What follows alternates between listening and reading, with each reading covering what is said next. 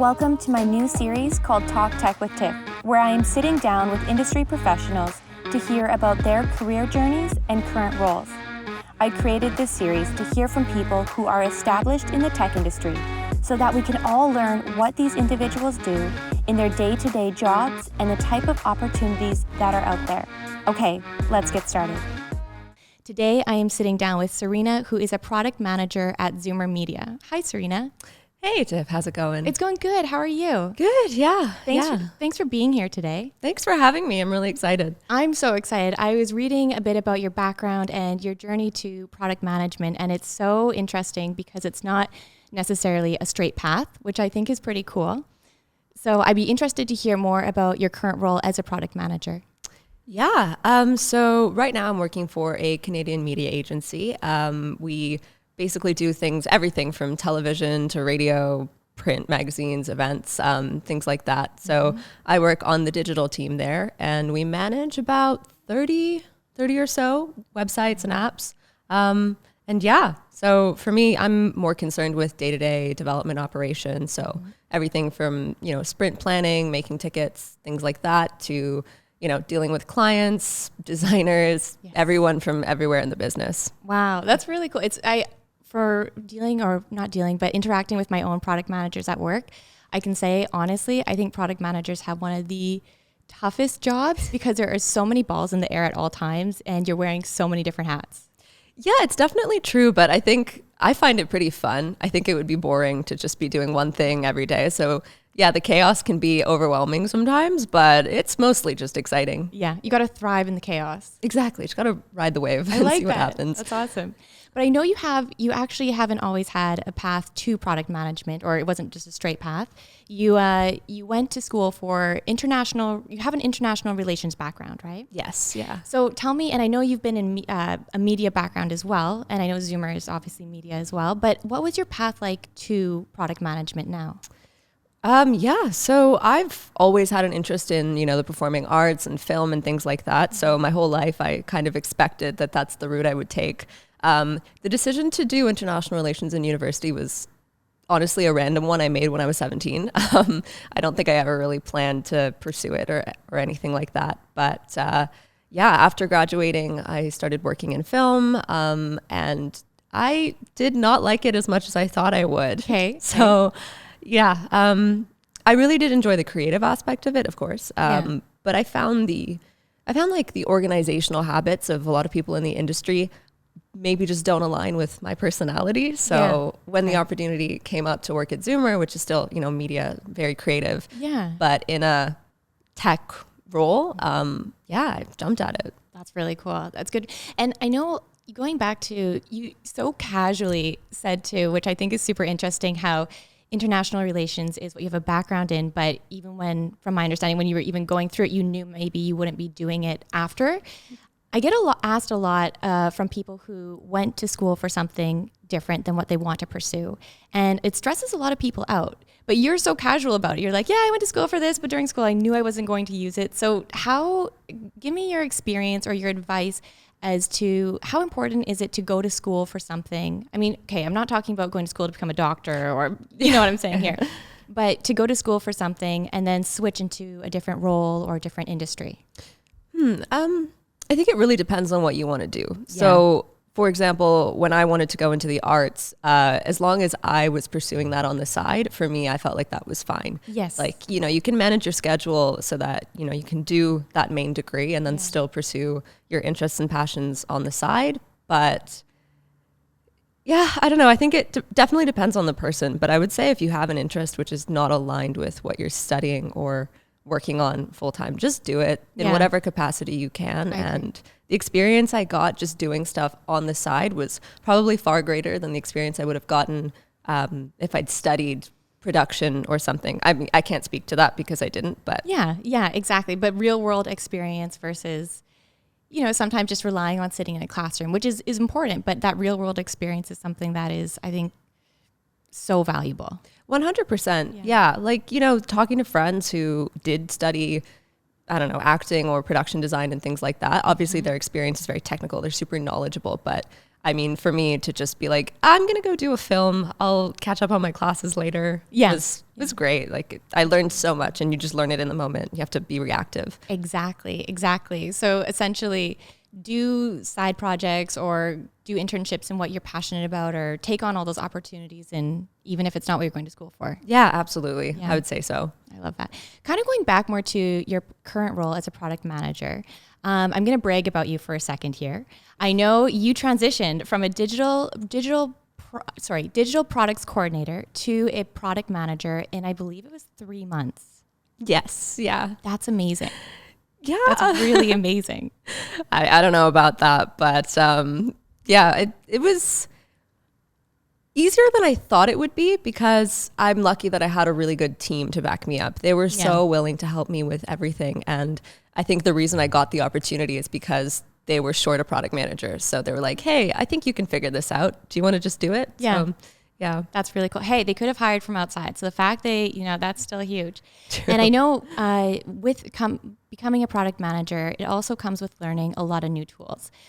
So kind of 2 questions here. One is, what are some tools that you use on a daily basis? And the other is, what are some tips for someone who is considering or wanting to become a product manager? How do you quickly pick up new tools? So for your first question, in terms of tools I use every day, Jira is the main one we use at our company. Mm-hmm. They love like the whole Google suite. So, Google Docs, spreadsheets, Excel, like there's nothing I use that's super complex. But that being said, getting familiar with WordPress was one of the things I had to do. Mm-hmm. Learning about Jenkins, learning like what is VS Code. I really started from knowing absolutely nothing. So yeah, I think learning new tools, Google's your best friend. It is. It really is. I know. Yeah. I think you've said that in so many of your videos, but like you just have to Google things. You do. You really do. So you mentioned Jenkins and VS Code. Those are all really technical tools. So I know it varies product manager to product manager, but how technical would you say your product manager role is? For me, the job description is not very technical. I don't actually need to know a lot. Yeah.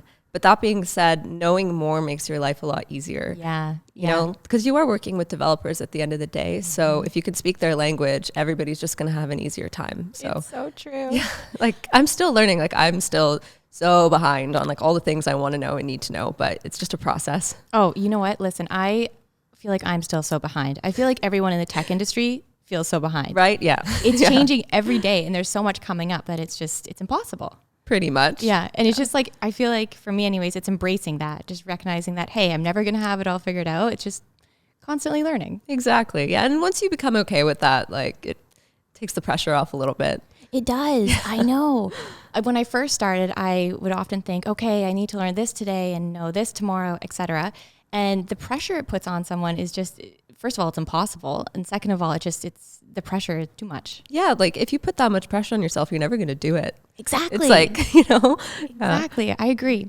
So going back to working closely with developers, what is some tips that you would have for other product managers or people looking to get into it who might be a little nervous for that, because a lot of developers, or some developers anyways, just want to focus on the technical parts and not necessarily focus more so on the client or the task, the bigger picture when it comes to the client. Mm-hmm. So how do you find communicating with developers, and what are some strategies you use to be successful? Well, at the end of the day, they are just people. Yeah. So if you can explain things high level to clients, the developers might find that a little more frustrating when you don't know exactly what they're talking about when they get super technical. But I think putting an onus on yourself to try to constantly learn. And if you hear a new word and you're like, I have no idea what this is, looking it up and just trying your best to meet them at the same level is probably what I would do. But yeah, I think definitely depends on the team, depends on the person, depends on your personality. It's hard to say. It's true. Every team's so different. Every product manager role, every developer role, every role really depends on the team too, how it's kind of run. Yeah, exactly. For sure. No, that's really cool. Okay. I have another question for you around getting into product management. I get asked sometimes, they are considering getting into product management, but they don't really know if it's for them. And I know it varies person to person, but what are some skills or some of your favorite things about product management that maybe someone can go, hey, I like that too. Maybe product management is for me. Yeah. You have to like dealing with people, all kinds of people. That's probably a big one, just being comfortable with that. Organizational skills definitely help. And like that can come from anywhere. Yeah. So, you know, like for me, I've always been like that kid with a color coded agenda. So for me, that was very helpful to have. But in terms of getting into it, there's so many courses available online, like Udemy, LinkedIn, even like where you can learn Agile and Scrum and things like that. So I found that very helpful personally, but also there's courses like you can do a CSM or a CSPO course. And I did one recently and it was so helpful, like super helpful. Even if it's things you think you know, just terminology and theories. Yeah. It's so true. Yeah, I've heard really good things about the CSM. It's a certification, right? Yes. Yeah. I heard it's quite difficult. I did CSPO, which is very similar, but CSPO is for product owners rather than Scrum Masters. Okay. And I wouldn't say it's difficult. Okay. But it's taxing. It's typically done over 2 days, and it's like a 16-hour crash course. So it's grueling, but you know, they break it down for you. And if you have any familiarity with any of the words already or terms, then it helps a lot better. Yeah. That's really cool. And so we're talking a little bit about what you enjoy about it, the organizational side. What are some things about it that are your least favorite or you dislike? So the chaos is a blessing and a curse for sure. There's days where I'm all about it and like loving it, but then there's days where I'm like, okay, like this, like nothing makes sense. Why is this happening? You know, but that's life. I would say managing deadlines is a really hard thing to do.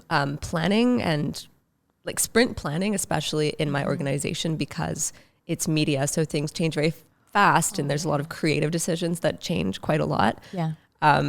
You know, planning a sprint, saying, okay, this is what we're going to be doing this sprint. And then having someone be like, hi, I need this up in 2 hours. Otherwise we're dead. So just kind of balancing that is something I find a bit frustrating sometimes, but it's okay. Exactly. Yeah. And as the opposite side of that, as a developer, I think it's been honed. It's been pushed on me so much to be like, Tiff, from other developers, never give your product manager a timeline, which I know you're going to hate for me to say.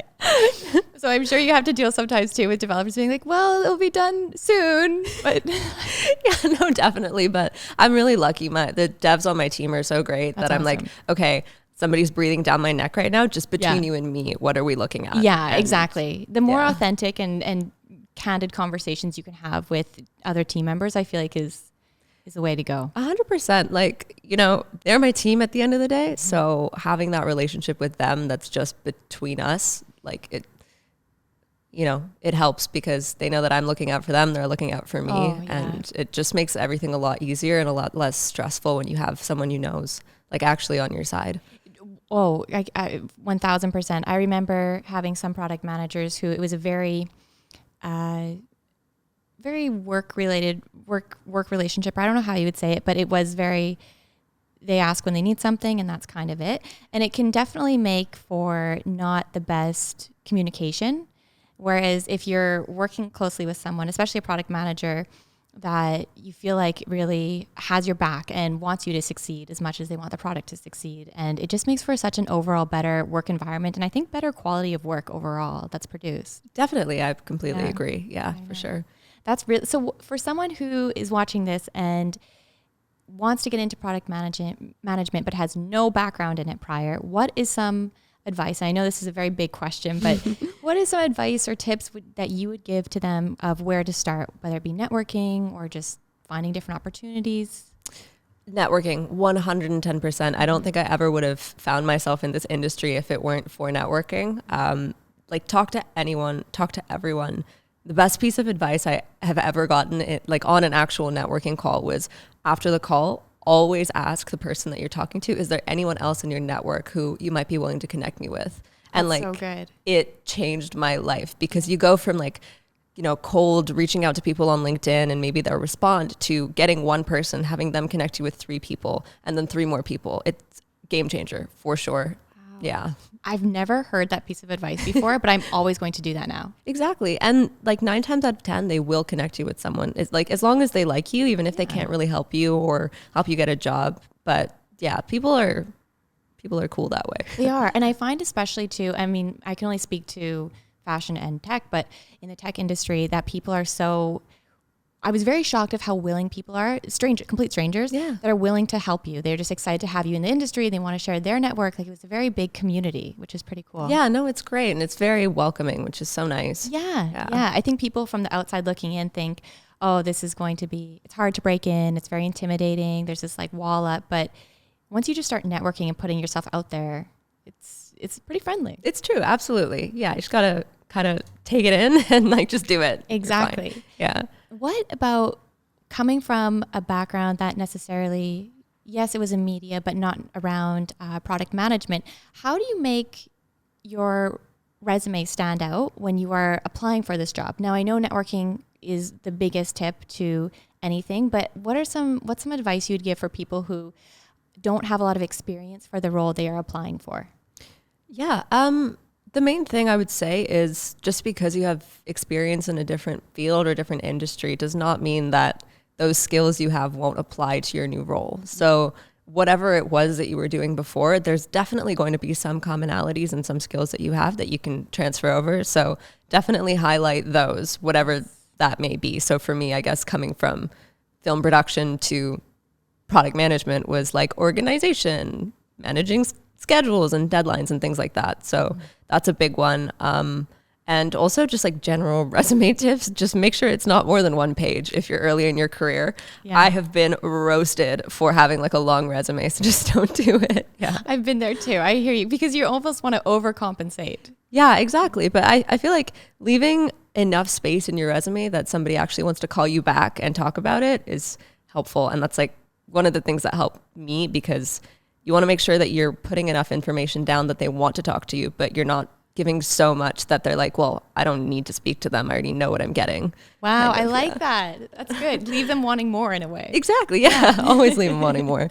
I love that. Last question I have for you is, what is some advice in maybe 1 or 2 sentences that you would give to your younger self? Oh, I'm putting you on the spot here. Yeah. Chill out. I love that. Like, actually relax. Stop trying to overplan. Do what you need to do to get to the next step, but also take opportunities as they come and just say yes. Yes. I love all of that. That's great. Serina, thank you so much for chatting with me today. I feel like this has been so valuable, and I've learned so much from listening to you. So thank you. Thank you so much for having me. This was really fun. Thank you.